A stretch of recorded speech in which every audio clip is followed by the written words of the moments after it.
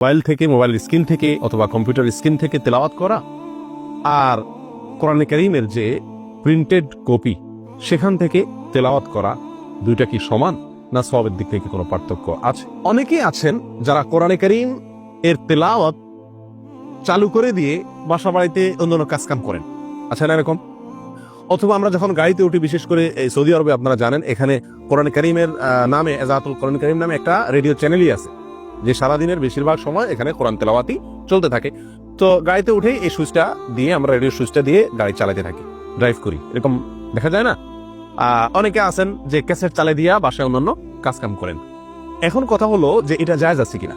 আমি অন্য কাজকাম করলাম আর এদিকে কি করলাম, তেলাওয়াত চালু করে রাখলাম, এটা জায়েজ আছে কিনা? এর উত্তরে ওলামায়ে কেরামের ফতোয়া হলো যে এটাতে কোনো অসুবিধা নেই, এটাতে কোনো সমস্যা নেই, শর্ত সাপেক্ষে। শর্ত হলো আপনি যদি কোরআনে কারীম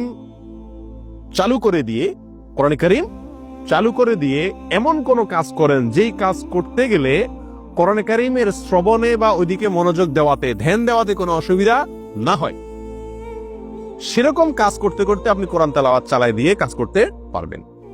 আর যদি এমন কোনো কাজ হয় যেই কাজ এত গভীর মনোযোগ দিয়ে করতে হয় যে আপনি কোরআনের দিকে কোনো মনোযোগ দেওয়া সম্ভব হয় না, বরং কথাবার্তা বলতে হয় এবং কোরআনে কারীম এর অসম্মান হয়, এমন কোনো কাজ করতে হয়, হই হট্টগোল করতে হয়, শোর করতে হয়, আওয়াজ করতে হয়, মনোযোগ থাকে না, তাহলে সেরকম কোনো কাজ করা অবস্থায় কোরআন তেলাওয়াত চালিয়ে রাখা জায়েজ নাই। কথা বুঝতে পারছি? আল্লাহ সুবহানাহু ওয়া তাআলা কোরআন কারীমের ভিতরে ইরশাদ করেছেন, ওয়া ইযা কুরিআল কুরআনু ফাসতামিউ লাহু ওয়া আনসিতু লাআল্লাকুম তুরহামুন। অর্থাৎ যখন কোরআন তেলাওয়াত করা হবে তখন তোমরা মনোযোগ সহকারে সেটাকে শুনবে। কি সহকারে শুনতে হবে? ফাসতামিউ, আল্লাহ বলেন নাই ফাসমাউ। ফাসমাউ এবং ফাসতামিউ আরবিতে এই দুটি শব্দের পার্থক্য হলো, ফাসমা মানে শোনো, সাধারণভাবে শোনা, অন্যদিকে মনে আছে এটাও শুনলাম, এটা হলো শোনা, সাধারণ শোনা। আর ফাসতামিউ মানে হলো মনোযোগ সহকারে, পূর্ণ মনোযোগ দিয়ে ভালো করে শোনা। আল্লাহ সুবহানাহু ওয়া তাআলা বলেন কোরআন যখন তেলাওয়াত করা হয়, পাঠ করা হয়, ফাসতামিউ লাহু, তখন সে পাঠকে মনোযোগ সহকারে শুনবে, ওয়া আনসিতু, শুধু শুনলেই হবে না, চুপ থাকতে হবে। শুনতে হবে এবং কি থাকতে হবে? চুপ থাকতে হবে। সুতরাং আপনি রেডিওতে কোরআন চালু করে রেখেছেন, ইউটিউবে কোরআন চালু করে রেখেছেন, মোবাইলের অডিও বা ভিডিও যে কোনো ফরম্যাটের কোরআন চালু করে রেখেছেন, ক্যাসেটে কোরআন চালু করে রেখেছেন, আর আপনি কাজ করছেন, বাসায় মা বোনরা রান্নাবাড়া করছেন, ঘোরালি কাজ করছেন, অথবা অফিসে আপনি অন্য কোনো কাজ করছেন, গাড়ি ড্রাইভ করছেন, তো এমন অবস্থায় জায়েজ হবে তখন যদি আপনার সেই কাজটি এমন হয় যেই কাজটির ফলে কোরআন শুনতে ব্যাঘাত না হয়। আসলে এরকম সহজ কাজ, ঘর ঝাড়ু দিচ্ছেন, কোরআন তেলাওয়াত শুনছেন, তাতে কোনো অসুবিধা নাই। অথবা কমের পক্ষে এতটুকু হতে হবে যে ওই তেলাওয়াতের অসম্মান হয় এরকম কোনো কাজ আপনি করছেন না, যেমন কথাবার্তা বলছেন না, অনর্থ কোনো কাজ করছেন না, গুনাহের কোনো কাজ করছেন না, অযথা কোনো কাজে লিপ্ত নাই আপনি, এরকম অবস্থা আপনি কোরআন তেলাওয়াত চালায় রাখলে কোনো অসুবিধা নাই। আপনি তেলাওয়াত চালু করে দিয়ে কথাবার্তা বলতেছেন, এরকম হয় না অনেক সময়? গাড়িতে অনেক লোককে দেখা যায় যে স্টার্ট করছেন, তেলাওয়াত চলতেছে, অথবা বাসা বাড়িতে তেলাওয়াত চলতেছে, অথবা মোবাইলে তেলাওয়াত চলতেছে, এদিকে তারা নিজেরা কি করতেছেন? বিভিন্ন দুনিয়াবি কথাবার্তা বলাবলি করতেছেন। এটা নিষেধ, এটা জায়েজ নাই। আল্লাহ সুবহানাহু ওয়া তাআলা কোরআন কারীমের ভিতরে মক্কার কাফেরদের একটি অবস্থা বর্ণনা করতে গিয়ে বলেন, কাফেররা ওয়াকালাল্লাযীনা কাফারু লা তাসমাউ লিহাযাল কুরআনি ওয়ালগাউ ফীহি লাআল্লাকুম তাগলিবুন। যারা কাফের, মক্কার মুশরিক যারা ছিল, কুরাইশের মুশরিক যারা ছিল, তারা একে অন্যকে বলতো, তাদের লোকদেরকে বলতো, অনুসারীদেরকে বলতো, লা তাসমাউ লিহাযাল কুরআন, তোমরা এই কোরআন শুনবা না, তোমরা এই কোরআন শুনবা না। ওয়ালগাউ ফীহি, আর যখন এই কোরআন তেলাওয়াত করবে কেউ, তখন তোমরা কি করবে? ডিস্টার্ব করবে। ওই তেলাওয়াতে কি করবে?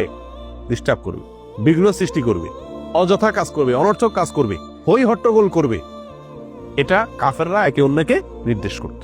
প্রিয় ভাইরা, তাহলে আমরা যদি কোরআন তেলাওয়াত চলা অবস্থাতে হই হট্টগোল করি, অন্য কথাবার্তা বলি, কোরআন কারীমের প্রতি বিমুখতা প্রমাণ হয়, এরকম কোন আচরণ করি, তাহলে সেটা এই কাফেরদের সেই আচরণের সাথে কি হয়ে যায়? সাদৃশ্য হয়ে যায়। এজন্য এটা আমাদের জন্য করা কি নয়, উচিত না। মূলত কোরআন কারীম হলো লৌহে মাহফুজের ভিতরে যে কোরআন কারীম আছে, সেটি হলো কোরআন কারীমের মূল কপি, এবং সেই কোরআনটাই দুনিয়াতে আল্লাহ সুবহানাহু ওয়া তাআলা জিবরাইল আলাইহিস সালামের মাধ্যমে আমাদের নবী সাল্লাল্লাহু আলাইহি ওয়াসাল্লামের কাছে পাঠিয়েছেন, প্রেরণ করেছেন, নাজিল করেছেন।